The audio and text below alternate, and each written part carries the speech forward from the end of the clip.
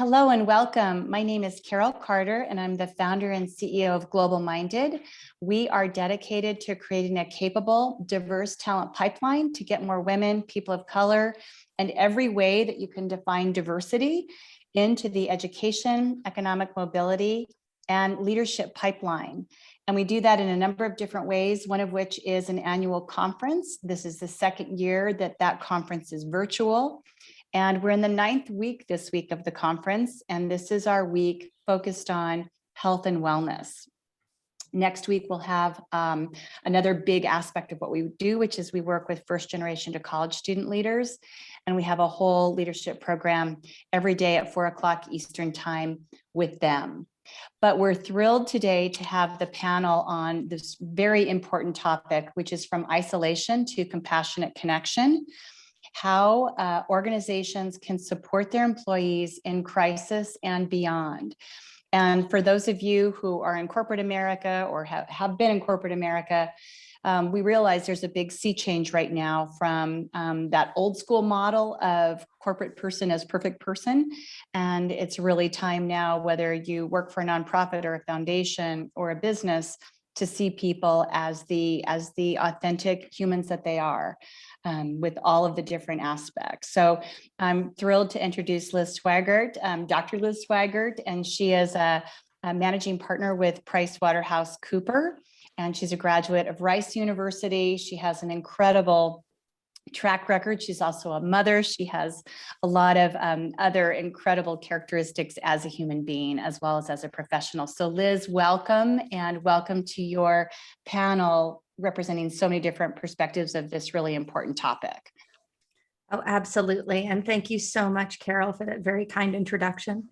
And now it's my pleasure to welcome, as you said, this truly incredible panel as we talk about how organizations can be better present for their employees in crisis and beyond.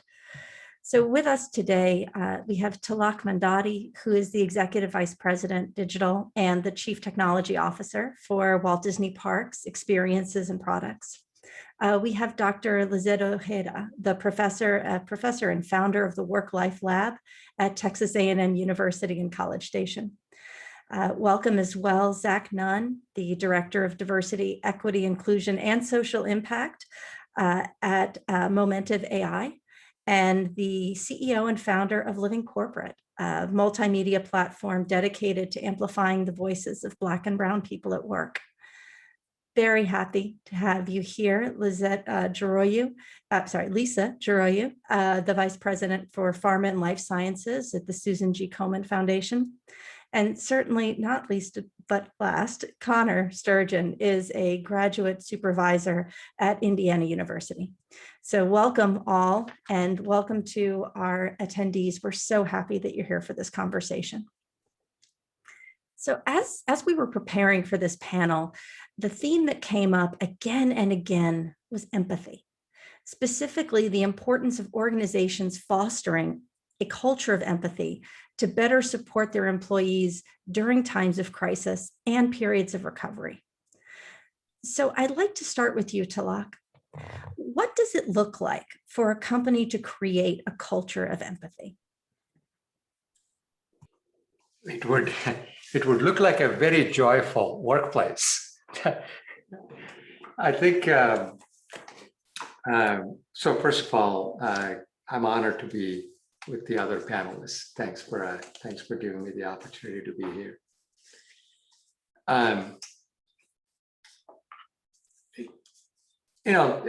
Let's first define what empathy is. A lot of people kind of mistake empathy for sympathy. That's not what we're talking about. Empathy is understanding the other person, putting yourself in their shoes. And then you have a conscious choice to make. Once you have that understanding of what the other person is going through, there is a second step, which is a conscious choice of what do I do with that understanding? You can do constructive things with that understanding, or you can do things that are not as constructive. And I think, in my TED Talk, I talked about my personal experience, a loss in my life, and then as I came back to work, why it became pretty important to me that empathy at workplace is a necessity. And I'm not gonna, I went into a lot of detail in the TED Talk. I'm not gonna go through that here in the interest of time. But if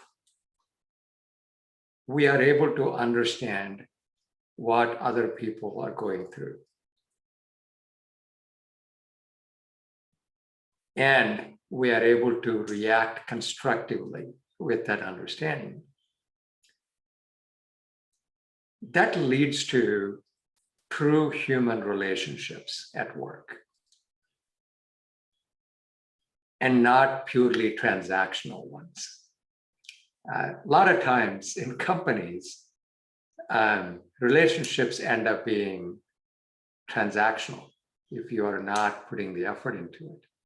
I think, Carol, in your initial introduction, you talked about the perfect corporate person, and I never really understood that. What the heck does that even mean? I think people are perfect when they're authentic, when they are genuine, and when they can bring their complete selves to work, and they don't have to hide who they are. They don't have to pretend to be somebody else. When they do that, they're perfect, and they will add the most value they are capable of adding. And that must be a good thing for any company when the employees are adding the most value they can possibly add.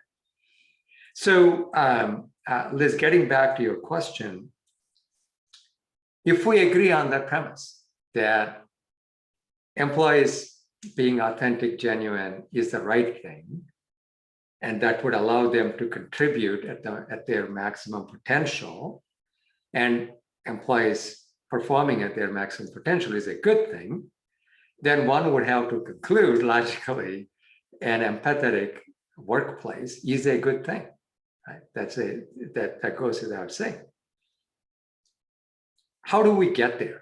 I think we get there by first recognizing often empathy is not emphasized in corporate America. I think we just need to acknowledge that without any defensiveness. I think that's just how things have evolved. And if we could, I'm not generalizing. There may be workplaces that are really great. There may be workplaces that are not. In general, that's not something that you talk about. We talk about sexual harassment. We talk about confidentiality. We talk about a variety of other HR-related cultural things, but we don't talk about empathy in any specific way. And I think we should. So going back to your question, how do we get there? Once we acknowledge maybe we are not emphasizing it as much. In my TED Talk, I talked about 3 things that companies can do. One is just have policies that are supportive of employees in crisis. The crisis in my case was something that I don't want anybody ever to go through. It's a loss of a catastrophic loss in my life of losing my daughter. But if you live long enough, we all lose somebody that we love. Parent, sibling, best friend, loss is inevitable. So if we can have policies that support employees that are working through their loss, and simple policies, they don't need to be complex, time off. Don't make somebody scramble to figure out how to get a few days together. It would be really nice to have a policy of, if you are going through loss, here is the time off. Insurance. Just getting reimbursed for the help you need. That would be really good without going through hoops. And a variety of, and I talked about that, as I said, in my TED Talk in more detail. But that's the first thing, just have the policies that are supportive. Secondly, just know that, at least in my experience, therapy was incredibly essential, especially return to work therapy. Coming back to work after a loss was incredibly complex, and focusing therapy on what do I face at work when I go back to work after a loss? How would I react to it? How would other people react to it? And what's the most productive way to deal with it? So providing that support for therapy, paid for therapy, I think would be really good for companies to do. Number three, just having empathy training. This is the one that from my TED Talk became pretty controversial on how do you train empathy? Well, the same way you train sexual harassment, the same way you train everything else. Look, I'm sure there are people, including folks on this panel, that are born with a lot of empathy. There are some people like that I came across, and I'm hugely grateful for them. But you don't have to be born with it. I think you can train empathy. If not empathy, you can train empathetic behaviors. And that's all you need. If you can have people behaving with empathy, the workplace will be much more joyful. So just like every other HR training that we are all very familiar with, I have become a huge believer in empathy training. And that actually helps not just the employee coming back from a loss, it helps in day-to-day interactions. And a lot of time, a lot of the stress at workplace, in my opinion, is driven by people simply not understanding what other person is talking about and why are they talking about it and where are they coming from. So approaching people, your coworkers, with empathy would actually make the workplace better, whether you're coming back from loss or not. And I'll say just one last thing is I talk in my TED Talk about the loss in terms of personal loss. You lose somebody you love. But loss can be different, variety of things. Last year, that horrific murder of George Floyd, and when the Black employees were coming back to work, they were coming back after suffering a loss that is as intense as losing somebody in your life. And what I learned from talking to a lot of my Black colleagues is that we didn't know how to approach that topic or those employees with any kind of understanding of what they're going through. And that made it much, much worse for them. And so that's the point, is loss could be a variety of things. Empathy can address all of it in a very powerful way. Thanks, Liz, for asking the question. Thank you for that incredible answer. And so many of the things you said just resonated with me, from the importance of true human relationships, authenticity, honesty, transparency. And I think underlying that was an important point, which is that I find this to be very true in the land of consulting, we're expected to always have the answer. And we're always expected to have the right answer and the perfect answer. And it's this culture that builds up of believing that you have to be Johnny on the spot with the exact thing to say. Sometimes there are no good words. Sometimes the words, they will never be enough. And the ability to put that aside and to simply say, I don't know how you're feeling, but I know that it's a lot. And I am here, and I care about you, And I want to be here for you in a way that you need. And I don't know what that is. So I'm just going to sit here. I'm going to be present. And as you said, it's something that you can learn, because frankly, we've all learned it. And I know that Dr. Ojeda and I could talk about this for a long time, but social learning, we learn directly by doing, but we also learn so much by observing. And as we observe our leaders demonstrating empathy at work, being that authentic human presence, it gives us permission to do so as well. And we vicariously learn how it is that we can show up better for our colleagues.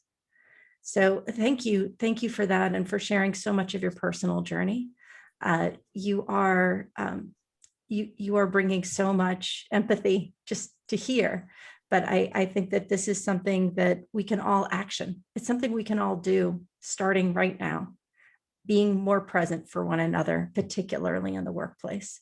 And as we transition back to working in person, which I know is happening for a lot of people right now. So on the topic of organizations and organizational leadership, Professor, I'm going to turn to you. In your work as a scholar and as a practitioner, I mean, you've seen a lot of examples of organizations trying to do the right thing to serve their employees during difficult times. And you've also seen a lot of examples that haven't been as successful. One thing that I've noticed from my own experience is that organizations seem to talk a lot about mental health and mental wellness as if they're all interchangeable things. And in my experience, I found that mental wellness, we're often talking about our ability to be resilient and persevere through the inevitable ups and downs that happen in life. And then there are times that things become clinical, that you have symptoms and you have illness, and then there's disease. And those are the kinds of situations where you need professional help, professional intervention. And most organizations aren't mental health care providers. And so what we have instead are a lot of sort of programs and apps and mindfulness and meditation and yoga, all of which are great from a mental wellness perspective, but may not necessarily be addressing some of the bigger causes. I'm curious what you think companies can do to better serve their employees who are experiencing crises or mental health challenges that really call for more professional support, and how you feel about the way in which we have those conversations at work. So I know that that's a lot, but I know you have a lot to say. So I'd like to just open those up to you. That's a very good question. So the first thing that comes to mind is to destigmatize what it means to need help that oftentimes is not visible on the exterior. It does get to a point where maybe it becomes obvious that something's going on based on performance decreasing, maybe appearance isn't as the typical appearance that they typically show up with, or their energy is off. But when it comes to what's going on in our heart and our soul and our mind, it's not always visible, especially if we're so focused on getting the work done and forget about how the person doing the work is doing until something hits the fan. And I'm all about prevention rather than intervention, because it's less costly, less timely, less painful. But in the workplace, when it's go, go, go, and we've already got a lot of things going on, being pulled in multiple directions, it can be easy for it to be a slippery slope and think that, let me just get through this one more thing. Let me just finish this project. Let me just hang on. And then you go to the doctor, and the doctor's like, your blood pressure is going up. And people who have really strong work ethic, or people who have witnessed a lot of layoffs, a lot of uncertainty, a lot of stress, a lot of pressure to provide, to perform, they're more likely to keep persevering and pushing, and it becomes beyond a point of perseverance. It becomes a point of sometimes the very thing that they're trying to avoid ends up happening because they didn't get the help that they needed. And obviously nobody wants to suffer, but the stigma behind what it means to not be all okay is very, very, very much alive, especially if you are an underrepresented individual. If you're already in a spotlight as one of the few, the only, or the first, one of the last things you want to do is say, hey, I'm not doing so well, because then there's one affirmation, one assumption already kind of confirmed, right, about what it means to be in this position, since there aren't many who look like you in the first place. And so it's like, how do you balance this this role of, am I really not well, or am I being am I not strong enough? Do I need to just kind of like suck it up and keep going? Or do I really need help right now? And so the thing that I want to point out is to verbalize how important it is to ask for help from leadership, setting the example, normalizing it, talking about it. A lot of these things go hush hush. Maybe there are services available, but it's not really spoken. It's something that that needs to be put out there as something that might be something that you need, might be something that maybe a colleague needs, and how to like talk to them about that without feeling like it's the elephant in the room and you can't really bring it up because what are people going to think? Are you going to make a mistake? Are you going to make assumptions? Are you going to hurt somebody's feelings? Are you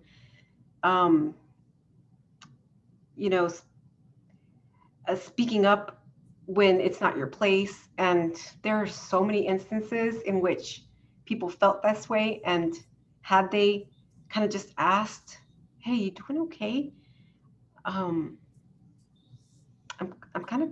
kind of see you, you know, not being your usual self. How many lives could have been saved? Yeah, I hear sometimes like I had no idea when something goes wrong, when somebody takes like a huge amount of time off for their mental health. Like, I had no idea they were going through that. Sometimes they come back, sometimes they don't. But it doesn't have to get to the point where there has to be loss in the sense of your well-being, it affects your family, it affects your work, it affects your position, it affects so many things. And so to really be able from the top, setting the example of, we're currently in tough times. And if you're not doing okay, that is okay, in terms of, we're here to help, and this is what we have available to you. And while you know, apps are nice and, you know, very convenient, you can serve a lot of people, it's cost effective. If you've got people who are already burnt out, or don't have a lot of extra time, or don't have someone to talk to, it can be really difficult to just kind of be on the phone and trying to do this on your own without really knowing how to put this into practice for your own unique situation. So having like, you know, some kind of benefits where they're able to have some sessions with therapists, or even some coaches, would be very, very beneficial. I know that that's feedback that I have gotten. And like I said earlier on, prevention is better than intervention. Prevention saves you time, money, your company, productivity, people's sanity. If you want to stay ahead of the game and be innovative, realize that the people who are in the organization really can make or break it. And so taking care of them and letting them know that there are resources out there for them to be taken care of, and that it's not something that will be a strike against them, but rather they will be creating this culture where they will be seen as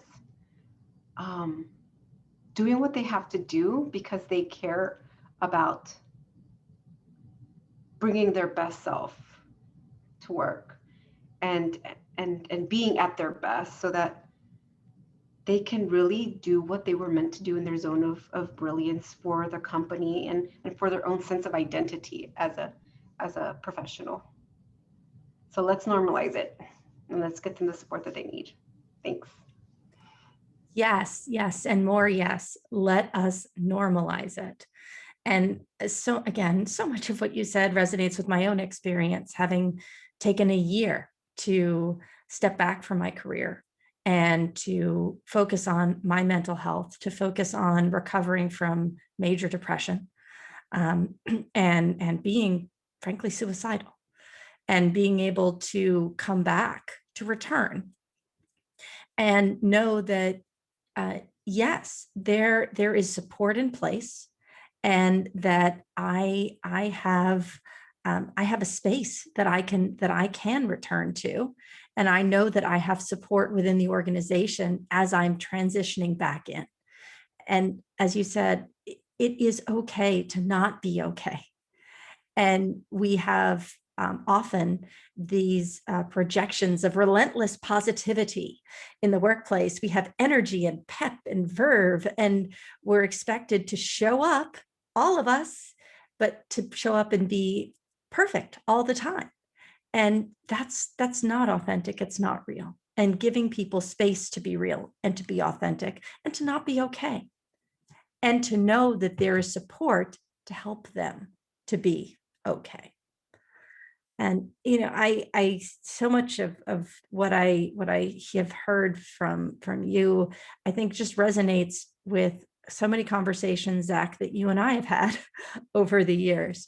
And, you know, through your work as a D&I executive, and in addition to your own personal experience, I mean, you've witnessed firsthand how systemic inequity disadvantages marginalized people at work. And so I'm curious to hear you share what you think is most important for organizational leaders and managers to know and to do action when it comes to supporting underrepresented people at work in times of crisis and beyond. Yeah, so I think first of all, thank you for the question, Dr. Sweigart, and it's a pleasure to be on this panel today. Thank you.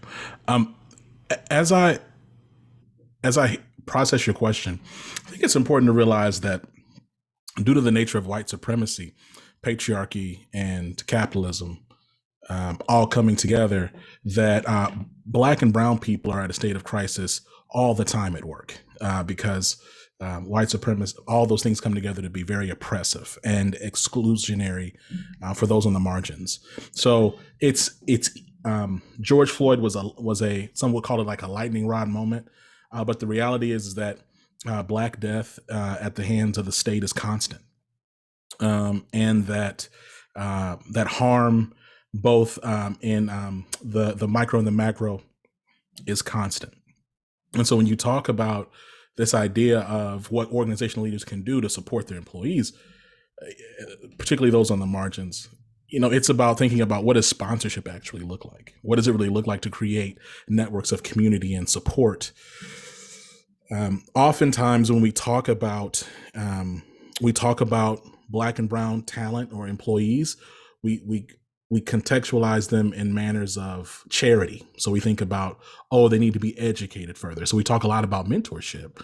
You know, if they learn how to do Excel better, or pull up their pants better, or brush their hair a certain way, they'll perform better, which then they'll then belong. But the reality is that these employees are often many of the onlys. I am certainly in that camp. You're absolutely right. We've had several conversations about the reality of being one of the onlys in a space, and how that isolation over time creates challenge.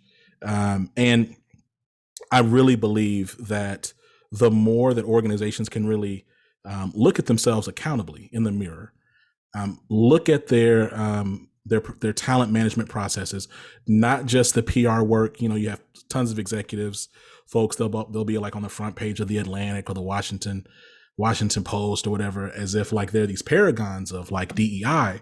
But the truth of the matter is, it's not about the PR. It's really about the internal work you're doing to retain the talent that you're so desperately trying to attract. So having those systems in place, having networks of sponsorship, and then I think going back earlier, what do your policies look like for when inevitably you mess up? What does it look like for that person to get the support that they need and for them to rally and still have a career? You know, I think about my own journey. I think about my time at my previous employer, and I was able to take some time away because of the policy, but those policies were not effectively communicated. I had to go kind of hunt and find those things myself. And then when I got back from my leave, I wasn't afforded an opportunity to like transition and navigate somewhere new. Right. So what does it really look like to provide support and coverage for talent as they even go through this healing journey that oftentimes they have to over-index and drive themselves? So, you know, there's some things there that are just very structural. And while they seem big and complex, it starts with just caring and investing and really seeing, you know, the talent that are going through these things as human beings and valuing their experiences as valid. Wow. And thank you. And as you were closing, that whole point about being real and being authentic and admitting when you don't know, and again, providing the support that people need, as opposed to saying, here's the support we will provide and you will figure out how to use it. We're very good at user design in lots of different ways, but oftentimes we miss the boat here because, and I think this goes back to something that Tilak was talking about at the beginning. It's the importance of being able to empathize with where the other person is and not constructing a persona for them that you then project onto them and imply, well, this is you, so here's what we're going to give you, but instead meeting people where they are and tailoring the approach. I mean, this is not something that is a one size fits all. And that's why policy is the important piece, because policy is about setting the direction. Procedure is about the execution. And we tend to be very focused on process and procedure to often the detriment of really what's more of the strategy. Like that's what we're talking about when we're talking about the policy is the strategy. And then the question is, okay, well, how do we execute on that in a way that delivers for our people in a way that's tailored to them? And that, again, is the demonstration of empathy and leadership, because it recognizes that your experience isn't mine. Your experience isn't even necessarily the person who may even look like you that went through what you went through. Your experience is yours. And it is that importance that being human. And I can't think of a better way than to turn to you, Lisa, because I mean, you've been a leader in for-profit organizations, not-for-profit organizations. You have, I mean, you've really seen the gamut of what's out there in terms of the business world. And something that just came up so strongly as you and I were having our preparation conversations was just this importance of being human at work, being authentic, and the fact that it takes courage to do that. it takes a lot of courage to show up as your authentic self and to transparently present yourself. And so I'd like to kind of get a sense from you about your thoughts about how can organizational leaders show up for their employees as human beings? And as something that has come up again on this panel, we are in a stage of flux right now, as we have been under COVID working restrictions. And now many of us who were privileged to be able to work from home during the pandemic are transitioning back to the physical workplace. How do we continue this energy and this interest around being human and being empathetic at work now that things are returning to normal, if you will? So when we're not in the midst of a global pandemic, how do organizations better show up for their people as human beings? Well, thank you for having me on the panel. I'm delighted to be here. I've been thinking about this a lot over the past at least 18 months, if not longer. And part of it is, as individuals, making the courageous decision that it starts with us. In an ideal world, the policies exist and everybody understands the policies and they act upon those policies, but that's not our reality. And so as leaders, each of us has the kind of personal and social responsibility to say, well, it'll start with me in my space, right? Nonprofit, corporate America, different purposes served, but ultimately similar issues and challenges. You still have people, humans, who show up to work every day. The person who got up and dealt with the family issues is the same person who got in the car and drove to work if they had to leave their house. It's the same person who gets on the Zoom call. And so just because they're interacting in a work situation, there's not a switch that's turning off that makes them stop being the human that they are. And one of the things I've realized is that organizations don't train people to be good humans, to be empathetic to one another. They train them to have great business skills. They train them to serve the purpose of the corporation. And so I think part of the shift has got to be in, as Tilak said earlier, changing the type of training that is provided to people in the workplace.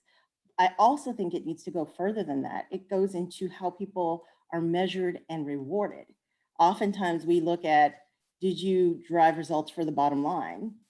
We don't recognize and reward based on what did you do as a leader for your team as much, right? And so, and what I mean by that is asking questions like, for your employees, do I feel I can trust my manager or my leader? Trust is critical in an organization because people need to have psychological safety in the workplace. And that is something that oftentimes is lacking. That's why people don't feel comfortable coming forward when they're in crisis, because they're worried about what is my employer going to say. In my professional life, I work for Susan G. Komen, world's largest breast cancer organization. And I can't tell you how many stories we've heard of people when they're diagnosed with breast cancer, they are fearful of telling their employer that they're sick. They're fearful they're going to lose their jobs. They're fearful they're going to lose their insurance. And that to me says we've got a lot of work to do to help people feel comfortable being able to share all of who they are at work. I can tell you, I'll take a moment to practice some personal vulnerability here and give you an example that I experienced in corporate America. At one point in time early in my marriage, I suffered a personal loss. I had a miscarriage. And I remember being able to go into work to a point, and then I realized I had to take time off. And so I remember making a phone call to my boss at the time. And at the time that I made the call, I was fine. I was just like I am on this call. I had compartmentalized everything, but it was the moment that I had to actually say the words that broke me. And I will never forget how he responded. It was the most human response I'd ever received in my career. Not only did he first express sorrow for me and acknowledge my grief, he took the time to share his own personal experience and then told me, don't worry, we'll take care of things around here. Now, I had no idea what happened after that. All I knew is that I could come back when I needed to come back. I later found out when I came back from our admin that he essentially, as soon as he hung up with me, had gone out, talked to her and said, clear her calendar, don't let anybody bother her, she's just going to be off for a while. And just gave me the space I needed and told me when I was ready I could come back, and to let him know if I needed anything. Now, contrast that with fast forward about a year and a half later, it happened to me again with a different leader. And the difference in leadership was jarring to me because I had to share this with a different person. And that person, instead of just acknowledging it and saying, okay, fine, take your PTO, decided to probe and ask me personal questions. Is this the first time? And you can imagine it in that moment, how I must have felt. I was shocked. I was trying to understand why is this person asking me this, and how do I answer it, and feeling obligated that I had to answer it. And it was the most awkward conversation for me. And I don't think the person intended for it to be that way. I think it was just their nature. But, you know, right now it makes me think of that Maya Angelou quote, which essentially says, people may forget what you say, they may forget what you do, but they never forget how you make them feel. And imagine more than 10 years later, I still remember it as if it happened yesterday. I still remember how I felt when the conversations happened. And my memories of those two leaders are very different for different reasons. It was a good learning moment for me because it taught me the kind of leader that I needed to be and that I didn't ever want to be. And so, you know, I just want to circle back to the point that we're all humans and we are working with humans, and we have got to allow humanity to be able to exist in the workplace. We've got to always lead with empathy. And, you know, as was said earlier, showing up as our whole authentic selves is absolutely critical. And the thing is, people aren't going to get it right 100% of the time. And sometimes I think it's the fear that you're going to get it wrong that keeps people from trying. But we got to show up and we got to try every time and every day. Thank you so much for sharing that and how you describe that contrast in leaders. And I think about how we really need to train our leaders in how to demonstrate and be empathetic, because in that case, it was a question of choosing words, choosing a response. And in the first instance you described, I mean, that person chose empathy. They chose kindness and they chose care. And those are the values that we need to be bringing. And as leaders in organizations, as future leaders in organizations, it's showing that behavior. And I think back to Dr. Ojeda's point, normalizing that. It is normal that people experience life. And it is also normal that we give them the space and we respect their privacy and we respect their dignity in handling life. And so I so appreciate everything that you've added on that, because I think it really just does kind of contribute to our overall themes today. And as you talked about human connection and that power of human connection, you know, Connor, your story comes to mind. I mean, your story is about how building relationships has helped you to not only overcome hardships and challenges, but to really propel your success. And as a first generation, as someone who has come into a lot of spaces that you didn't have role models for before. I'm curious to hear what you're looking for from your future employers What are you looking for from your leaders? What do you think those in your cohort are looking for in terms of demonstrating authentic connection and building trusted relationships? Well, first off, like everyone else has said, thank you for the opportunity to be here, Liz. I greatly appreciate it. It's an honor to be in a space with such incredible leaders that are working to create the foundation for my generation to come and keep building on. I appreciate it greatly. And I want to, I guess, give a little context for my answer, kind of through sharing my experience as well. So, if you knew me throughout college, specifically undergrad, you knew I was an outgoing individual. I really wanted to be surrounded by people who challenged me.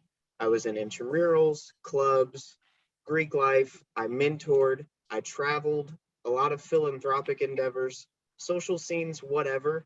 I was a part of it.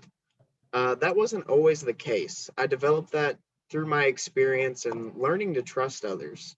Growing up, I experienced a lot of traumatic things, a messy divorce between my parents, witnessed drug addiction, alcoholism, and more, all in a rural, undiverse community. And then, you know how small communities are. Everyone easily becomes involved in your business for the better or the worse.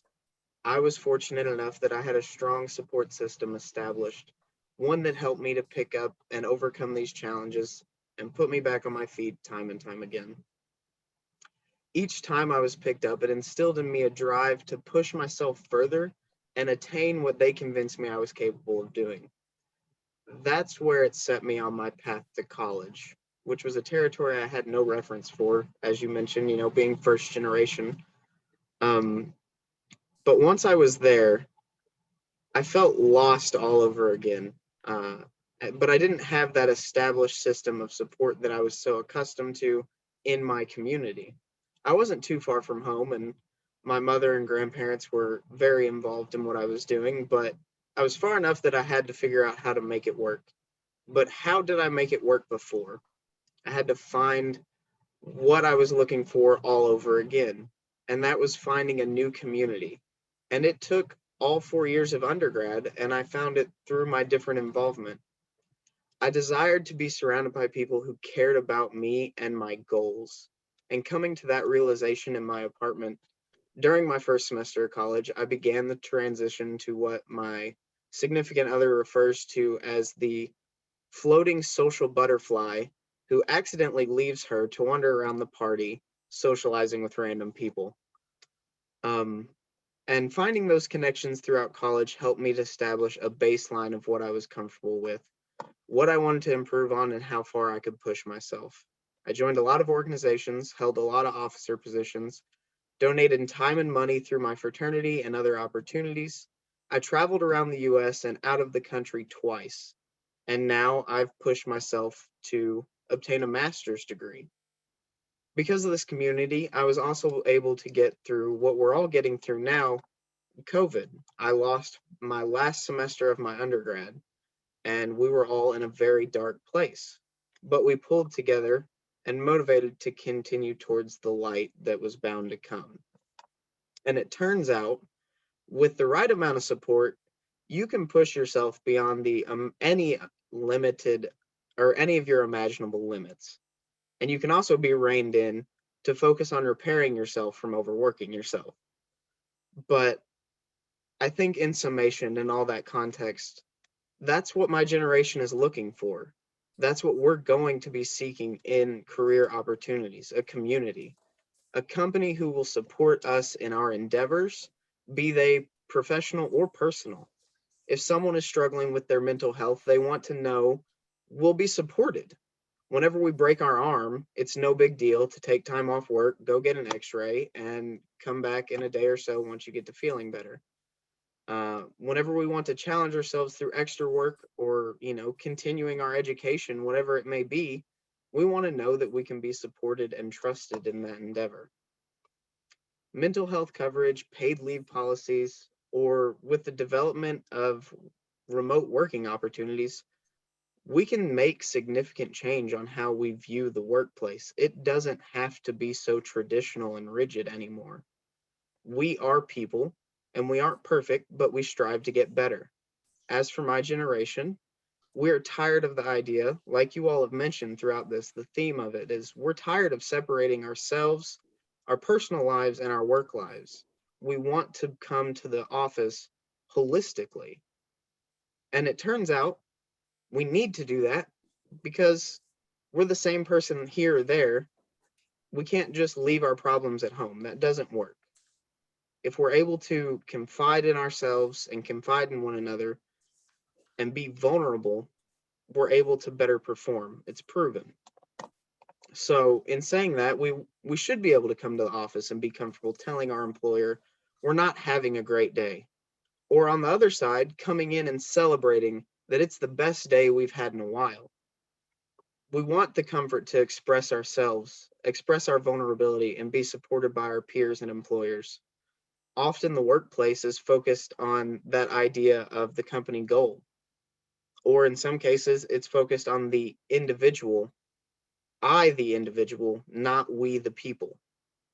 We want a community. We can do this, with some of the ideas that you all have said, creating intentional spaces for employees to express these things, trainings and exercises, designated times for sharing, bring in a mental health professional, a social worker, or someone who, for those who are struggling. Heck, icebreakers, team building, and retreats work, even if we all complain about them at some point. The point is, I don't have the answer. I don't have the solution. I only speak for myself, really just trying to best represent my generation. Overall, there are a few things I know my generation wants. Flexibility in our work to help pursue our passions. Recognition that we are more than just employees. Real diversity and inclusion in the workplace. And continual growth and evolution and change as we're all adapting to the world that's constantly evolving around us.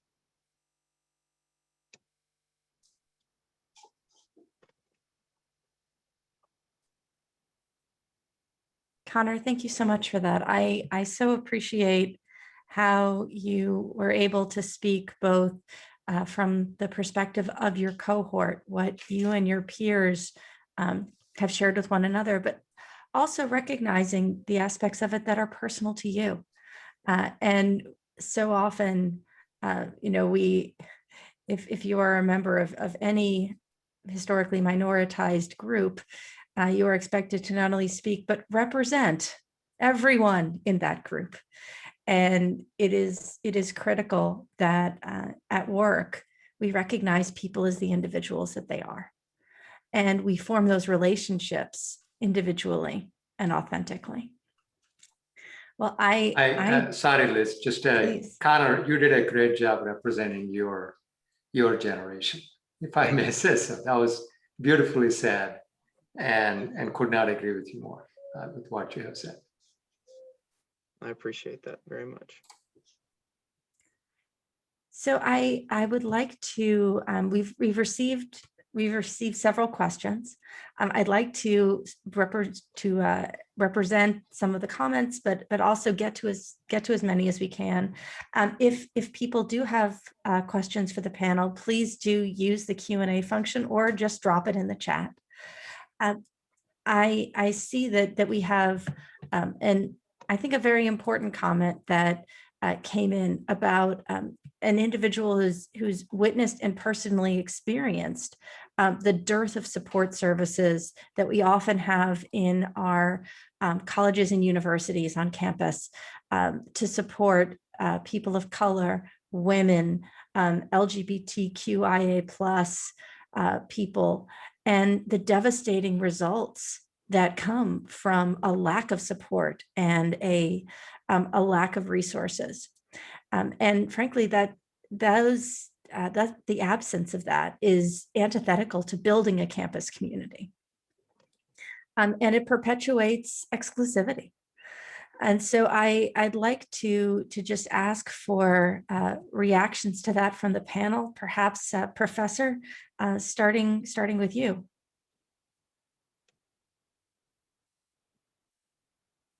Yeah, one of the things that stands out for me that I do a lot of research and apply in the field is this concept of imposter syndrome.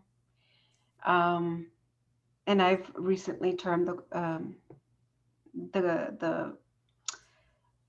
term intersectional imposterism, which takes into account an intersectional approach to imposter syndrome, because you don't just have the thoughts about not knowing enough, but what it means to be someone who is not in these positions that you aspire to be in, or the one that you currently are in. And I know that there are people who are underrepresented who fear stepping up to that next level, because what if they mess up? What if they can't handle it?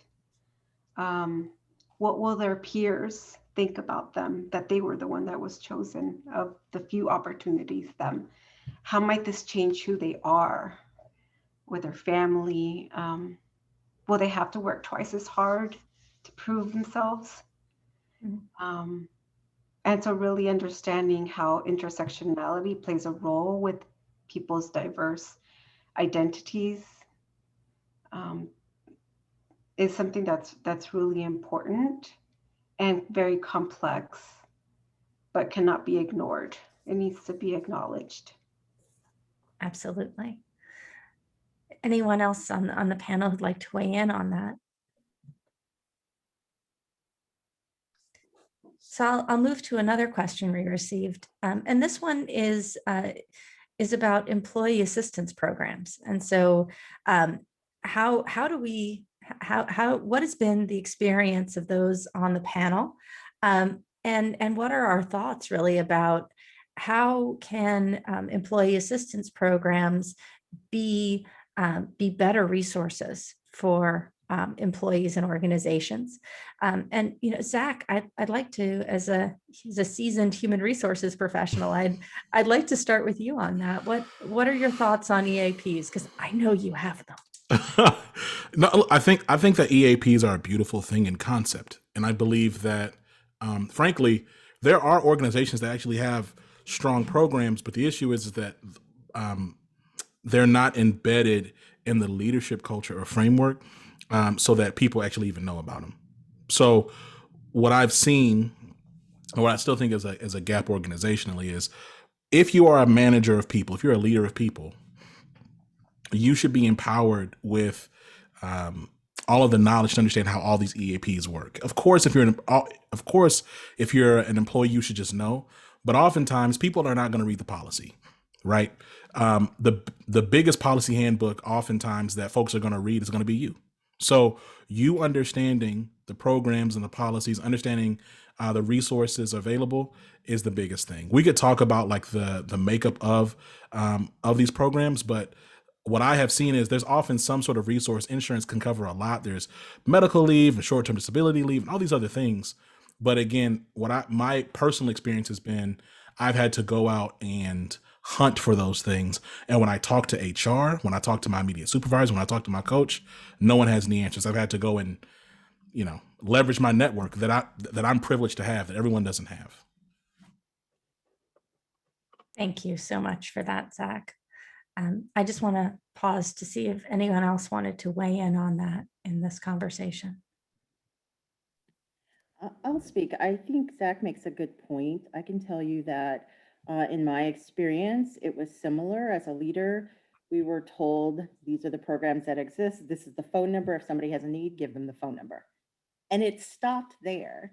And so, as I alluded to earlier, it was incumbent upon the individual manager or leader to decide whether they were going to go and find out more.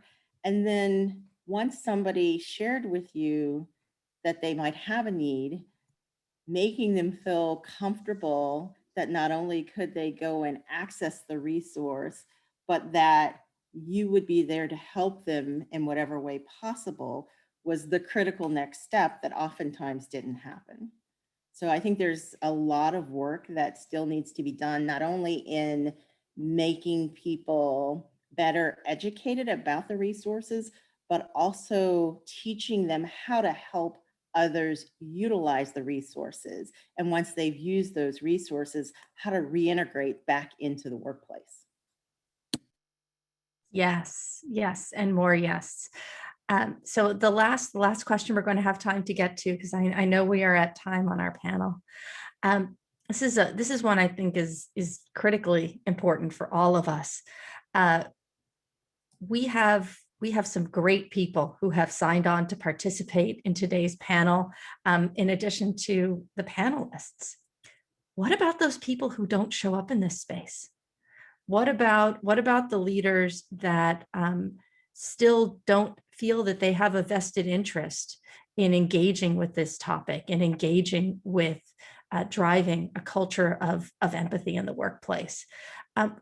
What is it that we need to be doing to drive that buy-in at the senior levels of the organization? And so I'd like to throw that open to the panel and ask, how do we get that investment from leaders, and how do we get those who are not in this space in this space? I can start on that one, I guess. Angel, thanks for coming. She's now one of my professional staff, but was one of my co-grads. So thank you very much. But I think, at least in our department, working in housing, as a graduate staff, we've done a good job of continuing our challenge to power and authority in what they say, and doing it in a very professional manner. I think where we can fall short is our continued follow through, just reiterating and re-pushing our values and beliefs, and where we want to grow and see change is just keep bringing it up, keep taking it higher and higher until we run out of the ladder. And I think a lot of us have continued to do that, and that's how we get it started. I don't know where we go from there to get their investment, but I think that's how we get the conversation. I think it's Liz, let's start with the assumption that the leaders in the organization do want to be in the space. I think that's important. This is not a us versus them. The companies do want to be in the space. Companies do want to provide support. It is a question of how do we ensure effective support to be there. So if we could start with that, it becomes simply a question of education on what works and what doesn't work, and making sure the voices are heard. I personally think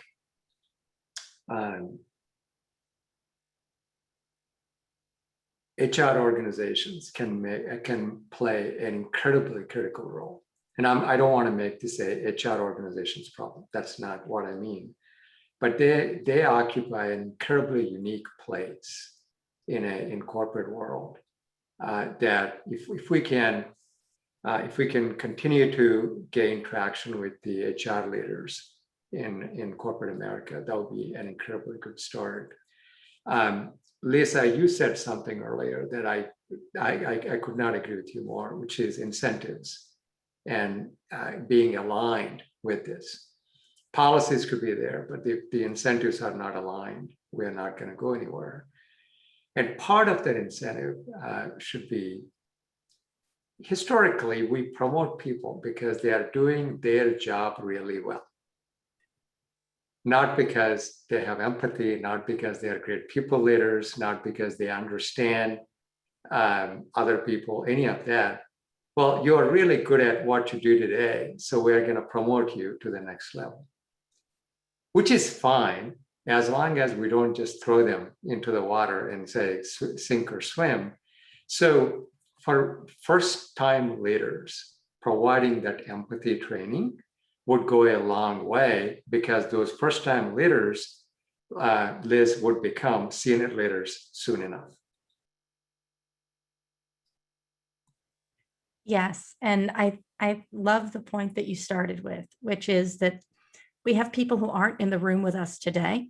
It doesn't mean that they don't want to be here. It doesn't mean that they don't want to be demonstrating and living more empathetically with their people. It is a question of people knowing and having the education, the training, and that it's not necessarily a lack of desire. It is a question of whether or not they've had the access and the opportunity to do it. And so I know that we are at our time, and that this panel could probably go forever. Hey, Liz, I do want to thank Professor Lizette for, I'm taking the intersectional imposterism. I'm taking that, I'm running with that one. That's a brilliant way of saying, what a great succinct way of saying that. Thank you for introducing me. Sorry, Liz. No apologies necessary. It is brilliant and needed. So I want to thank all of the panel for insightful, thoughtful, and very personal comments today. And I know that there are so many pearls of wisdom that have come from this, but I'm very hopeful that those who were able to join us today got as much out of this as I know I did, learning from my fellow panelists. So I just want to thank you all and encourage you to those viewing to please connect, and let's see what we can do to create a more empathetic world at work. So thank you all so much. Have a great rest of your afternoon. Thank you, Liz. And I'm going to say a few closing things before we all jump off. We have a session tomorrow. I want to invite everyone to join, called Trauma-Informed Teaching, Coaching, and Managing. And that will be led by Elaine Duncan, who's a big reason that Liz and this team came together. And a lot of the topics this week were with Elaine's kind of vision and design. So I want to make sure that we've got a good crowd for that. And I did put in the chat that a lot of the ERGs and a lot of the companies are the people who can help travel content like this, get it widely out to all different kinds of people. And I think we also have to really hold management at the highest level accountable to be different and to set these things as part of their strategic goals. And we can all be part of that. And finally, I just want to invite you all next year. I think we should have a pre-conference with Liz and Elaine and other folks here on this critical topic, and have it at the Colorado Health Foundation or one of our partners, because these are critical issues and they're not going to go away. And actually, many of them have just been made worse the last 18 months. And we need to be real about that and how it's affecting people. So I want to just say Global Minded wants to be a vehicle to really be part of the solution with each of you and your companies, and the historically Black colleges, Hispanic serving institutions, the colleges and K-12 organizations that we work with. So let's knit together these bigger strategies. Let's get people out of these silos. And I think we can really travel some really big impact with these big levers. So thanks, Liz, for taking the leadership today. And thanks to Tilak and Lizette and Lisa. And it was great meeting Zach and Connor, of course, we've worked with for a few years. So thanks to everybody, and very much looking forward to carrying this really important work forward in a big, big way.